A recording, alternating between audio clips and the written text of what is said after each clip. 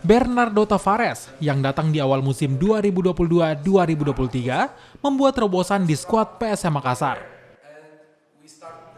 Tim Juku Eja diubah jadi tim tangguh dengan mengandalkan para pemain muda. Hasilnya pun cukup menjanjikan. PSM sanggup bersaing dengan klub Liga 1 lainnya di papan atas klasemen. Padahal PSM dipenuhi pemain muda, bahkan ada yang berasal dari akademi. Proyek pemain muda PSM terus berlanjut. Di bursa transfer paruh musim, PSM kembali mendatangkan para pemain. Ada 4 pemain yang didatangkan, masing-masing Gunan Sarmandawan 22 tahun, Ahmad Rusadi 19 tahun, dan Danu Syaputra 24 tahun, serta yang terakhir Raka Okta Bernanda 18 tahun. Dengan banyaknya pemain muda, PSM menjadi klub dengan pemain muda keempat di Liga 1. Rata-rata, usia pemain PSM 24,5 tahun.